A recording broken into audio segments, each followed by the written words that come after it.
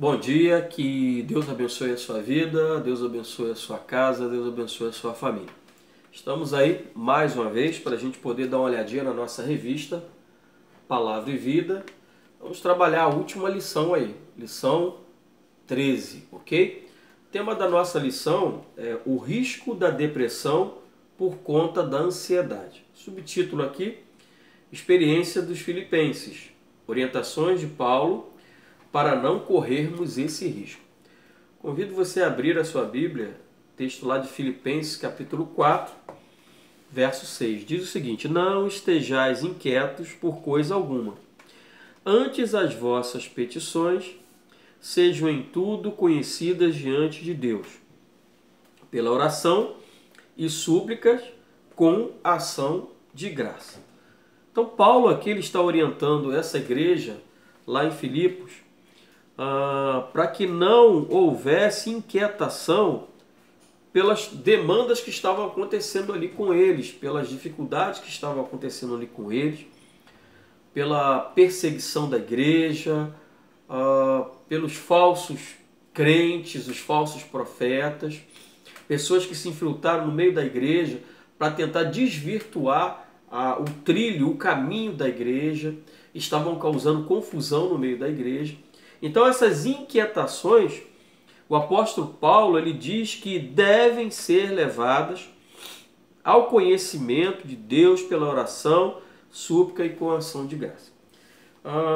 Com essa palavra a gente já adianta bastante coisa, né, para a nossa vida. Porque a gente pode ter uma aplicação pessoal, né? Quais são as suas inquietações hoje? Talvez a questão da saúde, né, do nosso país, do mundo, né, de uma forma geral. Talvez a questão econômica, como vai ficar a economia do nosso país, a questão do desemprego, né, que pode ser aí uma grande coisa que irá acontecer negativamente, a questão do desemprego. Então há vários motivos aí de inquietações que a gente pode listar aqui. Mas o autor da revista ele começa falando acerca da ansiedade. E esse é o tema, né, o risco da depressão por conta da ansiedade. E eu queria chamar a sua atenção para esse primeiro bloco, tá, lá na página 60. E eu marquei aqui algo interessante que diz o seguinte: é lógico que uma dose pequena e natural de ansiedade é saudável para todos. O que ele está falando? Essa questão da ansiedade, ela faz parte do ser humano, né? Do ser humano, né? A questão da ansiedade. Mas ela tem que ser dosada. E ele fala aqui uma dose pequena e natural. Afinal, diante das adversidades é muito comum reagirmos com a devida preocupação. Você se preocupa, eu me preocupo, isso é normal, tá certo? O problema, e aí é interessante, é quando ela cresce, tornando-se insuportável e incontrolável, fazendo da existência de uma pessoa algo insuportável. Ou seja, a ansiedade desmedida, fora das suas proporções naturais ao ser humano. E eu queria ler aqui um dado com você. Esse dado é uma informação do Ministério da Saúde no ano de 2011, fevereiro de 2011. Se você entrar no portal do Ministério da Saúde, você vai ter esse dado aqui sobre ansiedade. Preste bem atenção. Os transtornos da ansiedade têm sintomas muito mais intensos do que aquela ansiedade normal do dia a dia. Eles aparecem como? E listou, o Ministério da Saúde, em 2011, listou alguns transtornos aí da questão da ansiedade. Olha só, preocupações, tensões ou medos exagerados. A pessoa não consegue relaxar. Sensação contínua de que um desastre ou algo muito ruim vai acontecer. Preocupações exageradas com saúde, dinheiro, família ou trabalho. Eu acho que em 2011 isso aqui é profético, não é? 2011, o Ministério da Saúde posta isso aqui no seu site, ok? E ele fala, olha só, preocupação exagerada com saúde, dinheiro, família ou trabalho. Vamos continuar.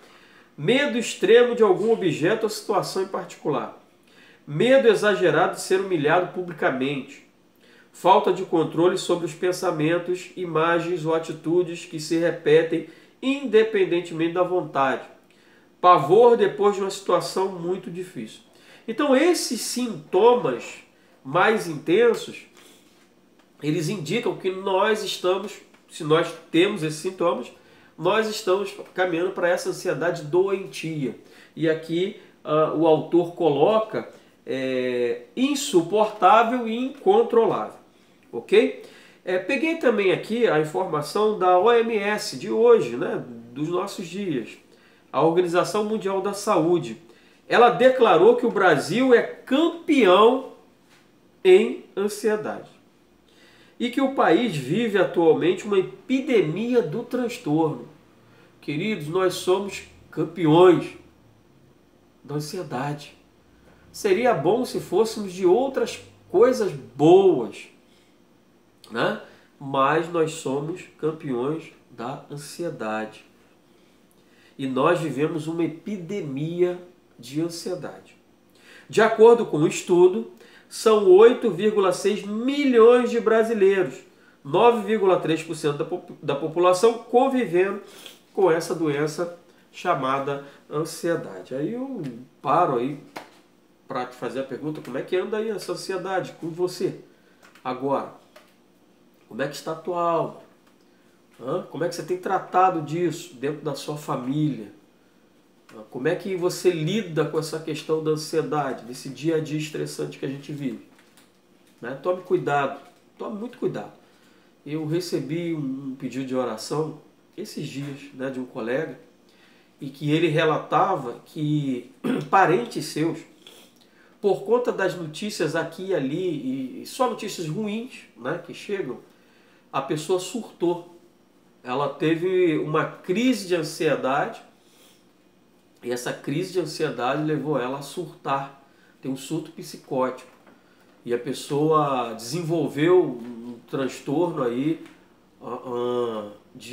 da questão do síndrome do pânico, né? E a pessoa não sai mais na rua, por nada, ela não quer sair na rua. Isso não é precaução contra a questão do vírus, não, né? Do coronavírus, não.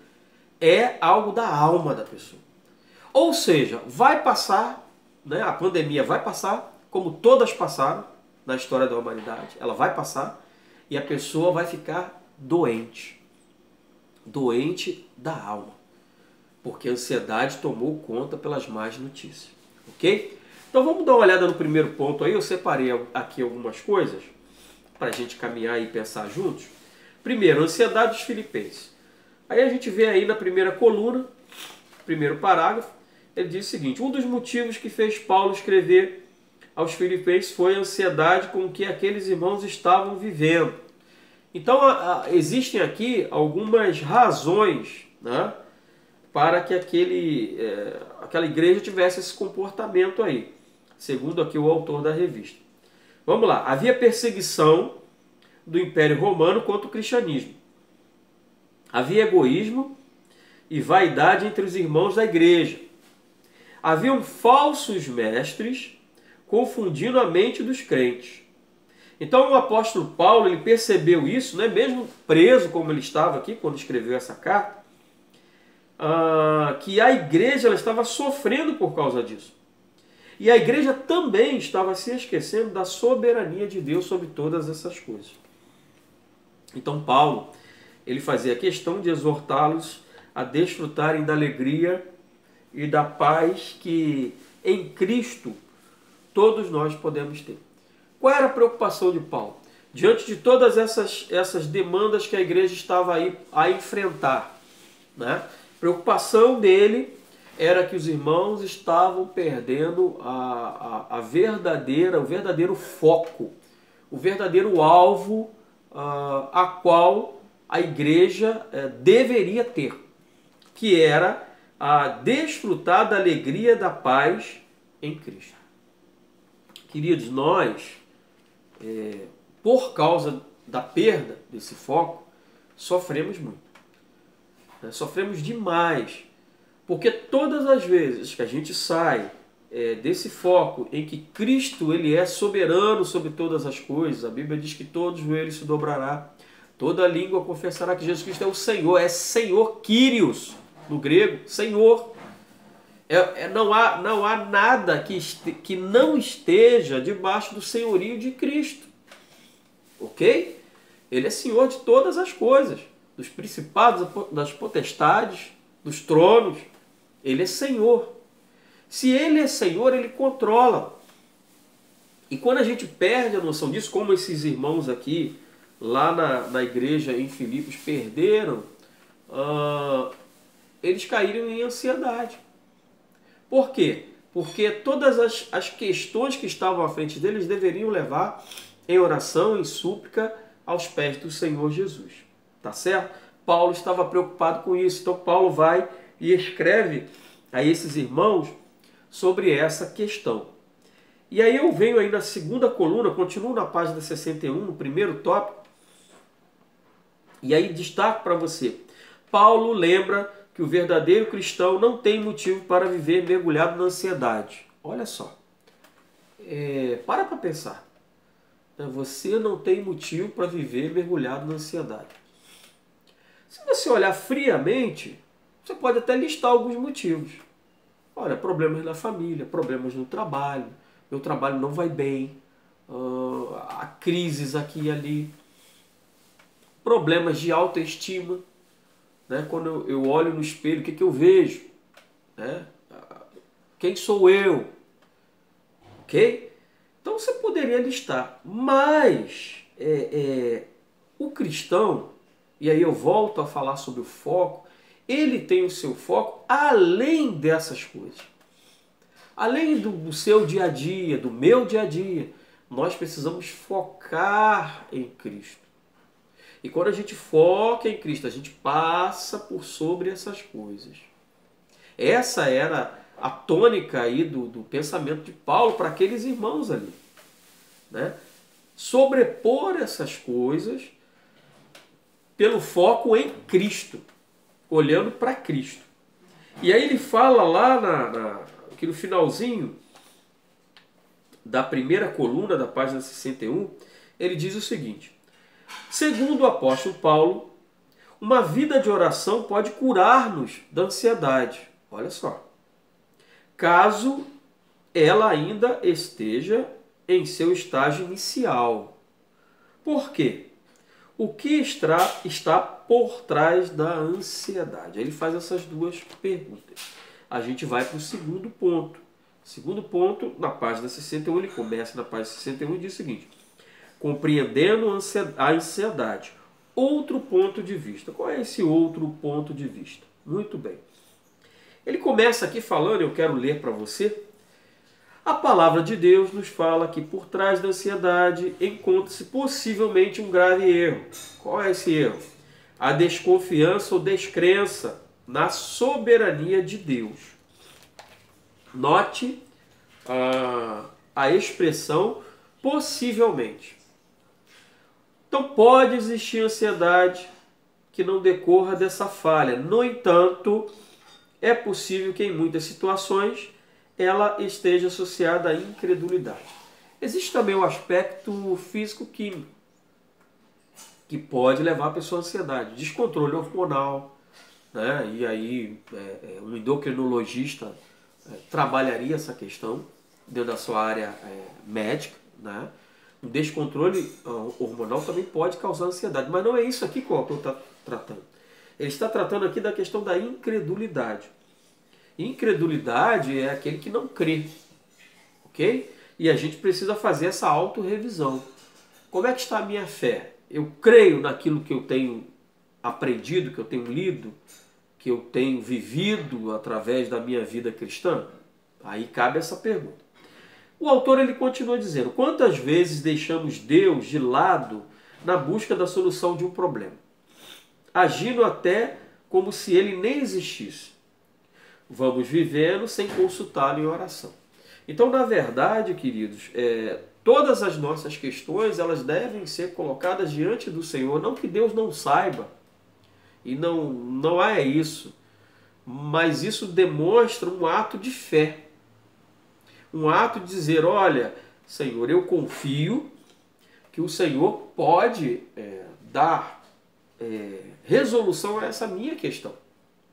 E a partir desse ato de fé, isso é bom para mim, para o meu interior. Né? Eu descanso nele.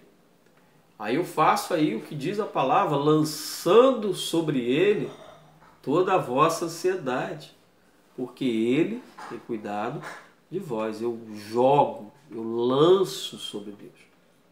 E uma vez que eu lanço sobre Deus, aquilo já não está comigo. Uma vez que não está comigo, aquele desconforto já não me atinge. Ok? Então vamos lá. Ele continua dizendo aqui, estou na página 62, na primeira coluna. A fé que não é posta em prática pode atestar muitas coisas, e uma delas é sua desconfiança do agir ou da ajuda de Deus. A fé precisa ser exercitada. E o exercício da fé nada mais é, querido, de confiar, do que é confiar no Senhor. É dizer, Senhor, está aqui nas tuas mãos e eu confio na tua resposta. Ele ainda continua dizendo nessa segundo parágrafo aqui, na primeira coluna da página 62, ele diz o seguinte, ela pode ser fruto de uma negligência no que diz respeito à fé, nos atributos da bondade e da soberania divina. Então ele está tratando essa questão da ansiedade como fruto de uma negligência, ou seja, de uma distração nossa, de uma falta de atenção no que diz respeito aos atributos da bondade e soberania divina. E se eu creio que esse Deus cuida de mim, que eu pertenço a Ele, que sou dele, que fui comprado pelo preço caro do sangue de Jesus derramado na cruz do Calvário. Então eu preciso exercitar a minha fé nesse sentido. Deus cuida de mim, Deus cuida de você, Deus cuida da sua casa, Deus cuida da sua família. Exercite sua fé nesse movimento, nesse sentido, nessa direção. Deus tem cuidado de mim. Vou fazer a minha parte que me cabe, mas nunca vou deixar de saber que Deus tem cuidado de mim. Continuando aí, o último parágrafo aqui dessa coluna, primeira coluna, página 62, eu destaquei o seguinte. O problema é que a maioria das pessoas afirma que nos momentos de tribulação não consegue encontrar forças para orar e nem ler a Bíblia. Já ouvi isso de várias pessoas. Olha, precisa orar, precisa ler a palavra, se alimentar da palavra. Eu não tenho forças. Querido, e essa força, né, ela tem que ser construída com esforço. Naturalmente, o nosso homem interior, né, o nosso homem caído, que ainda habita em nós, ele vai nos puxar para a direção contrária à vontade de Deus. Naturalmente. Então, naturalmente, se buscarmos forças nesse homem caído, que ainda habita em nós, nós não vamos ter forças para nada com relação à vida cristã. Nós não vamos ter força para orar, nós não vamos ter força para meditar na palavra. Eu quero acrescentar aí a isso tudo o jejum. Nós não vamos ter força para jejuar, ok? Para fazer um propósito, um sacrifício diante do Senhor. Por quê? Porque se olharmos para o homem natural, para a nossa carne, essa força não vai vir. Essa força tem que vir do Espírito Santo de Deus. E é pedir ao Espírito Santo de Deus que esteja nos fortalecendo, para que possamos usar as armas, né, as armas corretas, para estar desenvolvendo a nossa fé diante do Senhor. Ok? E combatendo essa ansiedade aí fora de medida. Aí ele continua dizendo, e daí que vem, então, a pior solução. Qual é a pior solução? Para uma crise de ansiedade, uma ansiedade descontrolada que nos tomou por completo a vontade de morrer. A gente vê aí diversos casos de pessoas que atentam contra a sua própria vida. E quero dizer para você que não são pessoas que vivem em comunidades carentes, E muitas dessas pessoas que atentam contra a vida moram em condomínios de alto luxo. Ok? Então, a gente não está falando de questão financeira aqui. A gente está falando de alma, de sentimento humano. E aí a gente precisa ter cuidado com isso. Isso atinge a todos nós. Bom, ponto 3, segunda coluna na página 62, as possibilidades. Então ele dá aí, presta atenção, precisamos apresentar a Deus em oração diariamente os motivos que nos trazem ansiedade. Você tem feito isso? Colocado diante do Senhor, olha Senhor, a minha questão é essa. É assim, é desse jeito, está acontecendo assim, eu quero colocar diante do Senhor. E aí ele diz o seguinte, tudo o que lhe preocupa deve ser apresentado a Deus por meio de oração e súplica com ações de graça. Aqui é o texto que a gente leu, Filipenses 4:6. Ok? Paulo, através desse versículo, nos orienta a um grande passo, falar com Deus por meio da oração. E aí a oração é essa nossa ferramenta, né? Essa nossa chave que utilizamos aí como uma chave que dá ignição ao veículo, né? Que dá partida ao veículo. É essa chave que nós usamos para colocar as nossas questões diante do Senhor. Ele diz aí no finalzinho do primeiro parágrafo, da segunda coluna, página 62. E é interessante isso, ouça. Oramos não para que as coisas se tornem conhecidas para Deus. Deus conhece todas as coisas. Que já sabe de tudo. Mas para nos tornarmos cada vez mais conscientes dos nossos problemas. Então a oração, em primeiro lugar, ela faz algo dentro de nós. Ela trabalha algo dentro de nós. Ela processa algo dentro de nós. Né? Todas as vezes que nós colocamos isso diante do Senhor, as nossas dificuldades em oração. E aí, lá, segunda coluna, lá no finalzinho, último parágrafo, eu marquei o seguinte para a gente pensar juntos. Reconheçamos que é difícil orar quando tudo vai mal. E de fato é. Eu não estou falando aqui de facilidade. Né? Eu estou falando da possibilidade real que devemos exercer, que é a questão da fé, da oração. Ok? Oração com fé. Mal encontramos energia para ir além das súplicas. Então, como agradecer nos momentos de angústia? Ele faz essa pergunta para você e para mim. O que agradecer nos momentos de ansiedade e medo? O que ele coloca aqui para nós? Que há motivos para agradecermos mesmo diante da luta. Que há motivos. E que mesmo diante dessa turbulência que às vezes nós estamos vivendo, cada um de nós possui na memória os fatos do passado em que Deus nos atendeu. E aí eu quero falar com você um pouquinho das dificuldades que você teve na tua vida até hoje. Talvez você tenha passado por dificuldades que você falou assim, eu não vou resistir, eu não vou conseguir dar conta disso, isso vai me destruir. E na verdade você conseguiu passar por isso e razão é essa que você está aqui na minha frente assistindo esse vídeo. Né? Coisas que aconteceram há 5, 10, 15 anos atrás, 20 anos atrás, e que você olhou para aquela situação e falou, eu não tenho resposta para isso, eu não sei, isso vai me consumir. Mas você passou por isso. E se você passou por isso é porque Deus estava ao teu lado te sustentando nos momentos mais difíceis da tua vida. Então isso é motivo para agradecermos e olharmos a bondade de Deus em nosso favor. Apesar das lutas que vêm mesmo, das adversidades, Deus não nos desampara, ok? E aí eu trabalho um pouquinho, lá no finalzinho aqui, caminhando para o último parágrafo, eu estou na página 63, na primeira coluna. Ele fala assim, quantas vezes Deus atendeu às nossas orações? A pergunta. Tudo isso conforme o versículo 7 do mesmo capítulo. Nos trará a paz que excede todo entendimento.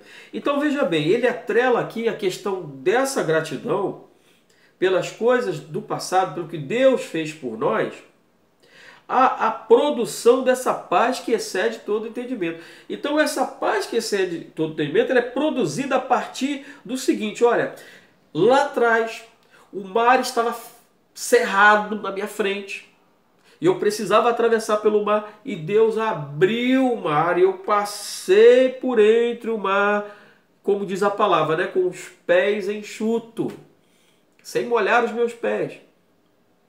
Ok?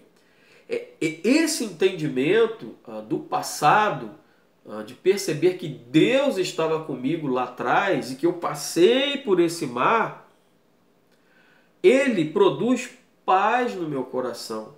Porque se eu passei por aquele mar que se abriu, Deus vai abrir novamente, querido. Ok? Ele vai abrir novamente. Eu acredito que os discípulos ali naquela ocasião da tempestade ali no barco, quando o barco ele quase vai a pique e a água começa a entrar, e eles acordam Jesus, mestre, não vê que nós estamos morrendo aqui, vamos morrer afogados. Né? Jesus ele repreende o vento, o mar e a fúria toda ali causada por aquele saculejar do barco, aquela coisa toda. Mas ele diz uma coisa para aqueles homens, olha, vocês são homens de pouca fé. Né? Porque Jesus estava ali no barco. Ora, se o barco afundar, se afundar com Jesus ali. Ok? Então eles não creram naquele que estava ali com eles. E o barco da nossa vida, Jesus, está também. Né? Então, se está sacolejando o mar, se há tempestade, Jesus está no barco. E como eu volto a dizer, Ele é Senhor, Ele está acima de todas as coisas. Ok? O controle é com Ele. Muito bem. Tudo aquilo que precisamos nos momentos de angústia é paz. Paz que nos ajuda a manter a mente tranquila para pensar e o coração calmo diante da certeza de que tudo ficará bem ao final. Exercício da fé. Ok? Para pensar e agir, página 63, segunda coluna. Já estamos indo para o final. Marquei aqui duas situações para a gente poder compreender. Primeira, não podemos e nem devemos viver como se os problemas não existissem. E é verdade, problemas vão existir, como eu já falei aqui. Né? Adversidades, lutas, aqui e ali, vão existir. Precisamos encará-los de frente, ou seja, também não adianta fugir do problema. E é interessante essa frase aqui do autor, muita gente quer fugir do problema, não quer resolver o problema. A gente tem um N exemplos aí de pessoas que fogem do problema e não resolvem o problema. O grande desafio está em fazermos isso sem comprometermos o desempenho dos nossos papéis na vida. Ou seja, encarar o problema de frente, saber que ele existe, mas, contudo, não deixar que isso tire o nosso centro, tire a nossa paz, que tire o nosso foco e o nosso alvo, que é Jesus Cristo. E lá para o finalzinho, aqui, o segundo parágrafo, o último parágrafo aqui da página 63, segunda coluna, cabe algumas perguntas, ok? Então ele faz algumas perguntas. O que te impede de orar? E aí você vai dar a resposta. O que está te impedindo de orar? O que te impede de confiar em Deus em tudo? Ou seja, todas as tuas demandas colocar diante do Senhor. O que está impedindo isso na sua vida? O que te impede de agradecer a Deus por tudo? Agradecer quando você desperta, quando você vai dormir, pela sua roupa, pelo seu alimento, pelo ar que respiramos, pelo sol que brilha, pela chuva que cai. Ok?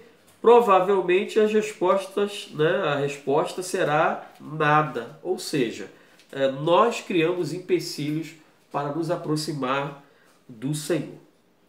E aí eu deixo para você aí, você continuar aí a tua leitura e a tua análise dessa lição 13, né? E que no final disso tudo você chegue à conclusão que você não deve deixar a ansiedade tomar conta de você.